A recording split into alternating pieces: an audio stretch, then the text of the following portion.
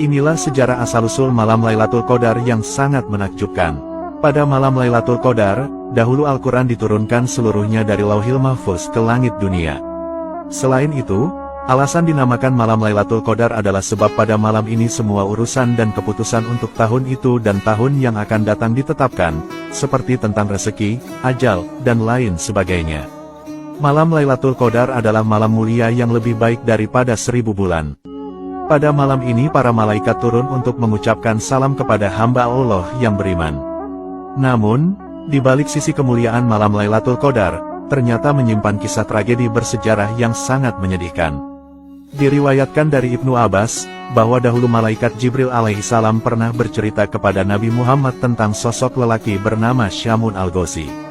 Syamun Al-Ghazi dikenal sebagai seorang mujahid handal yang pernah berperang melawan orang-orang kafir selama 1000 bulan lamanya. Hebatnya, ketika berperang, Syamun Al-Ghazi hanya memakai tulang dagu unta sebagai senjatanya. Hal ini sebab ia tak punya alat-alat perang.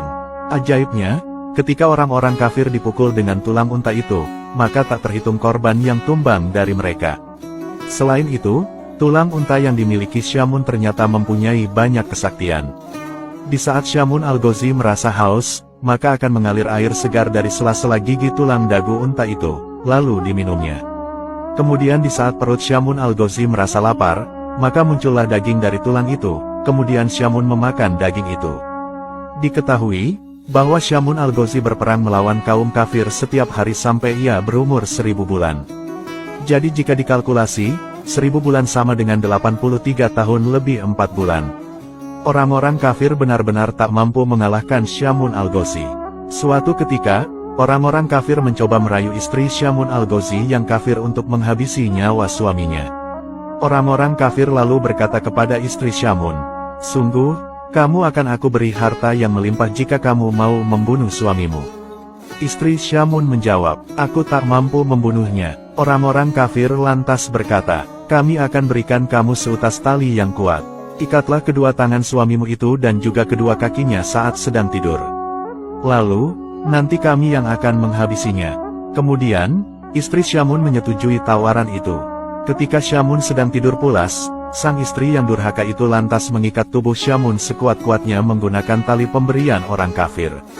Ketika Syamun terbangun dari tidurnya, ia pun terkaget dan bertanya kepada sang istri, "Siapakah yang mengikatku?" Sang istri menjawab, "Akulah yang mengikatmu hanya untuk menguji kekuatanmu." Atas kekuatan dan kekuasaan dari Allah Subhanahu wa Ta'ala, Syamun lantas dengan mudahnya mampu melepaskan tali-tali yang mengikat tubuhnya itu. Karena hal itu gagal, kemudian orang-orang kafir memberikan sebuah rantai lagi kepada istri Syamun untuk mengikat sang suami. Diharapkan semoga saja Syamun tak mampu melepaskan tali rantai itu. Namun aksi gila itu tetap gagal kembali, karena Syamun dengan mudahnya mampu melepaskan rantai yang kuat itu.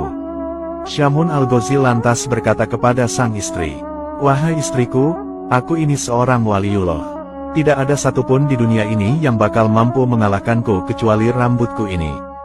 Dari jawaban itu, diketahui memang Syamun memiliki rambut yang panjang. Rambut itulah penyebab dirinya tidak bisa dikalahkan oleh musuh siapapun juga.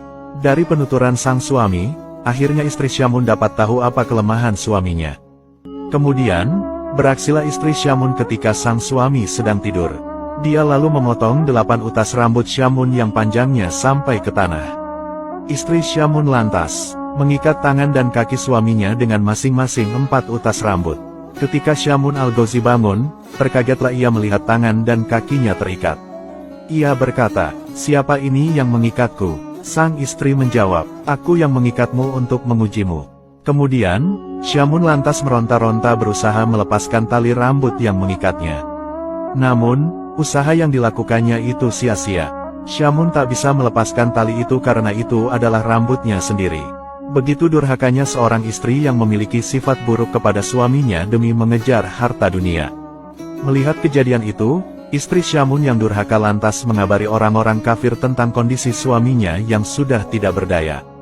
Setelah itu, orang-orang kafir mendatangi rumah Syamun untuk kemudian membawa tubuh Syamun untuk dizalimi. Ketika telah sampai di tempat penyiksaan, tubuh Syamun lalu diikat di sebuah tiang. Kemudian, para orang-orang kafir mulai melakukan kezaliman dan penyiksaan kepada Syamun Al-Ghazi. Tubuh mulia Syamun kemudian mulai dipotong-potong orang-orang kafir itu. Tidak hanya itu, mata Syamun juga dicongkeli, kedua bibir dan lidahnya juga dipotong sampai lepas. Menyedihkannya lagi, kedua tangan dan kedua kakinya juga dicopoti semuanya. Melihat nasib malang hambanya, Allah Subhanahu wa Ta'ala lantas memberikan pertolongan kepada Syamun.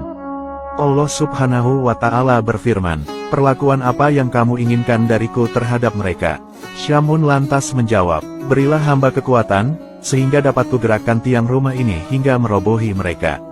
Allah Subhanahu wa Ta'ala lalu mengabulkan permohonan Syamun.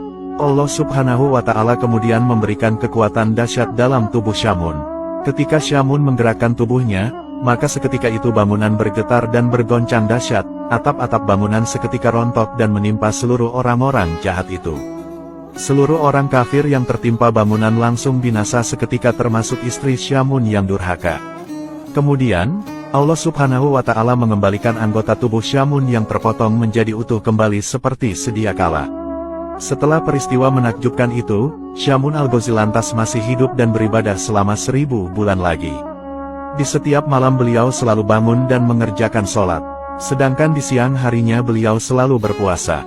Begitulah aktivitas kehidupan sehari-hari Syamun Al-Ghazi hingga akhir hidupnya.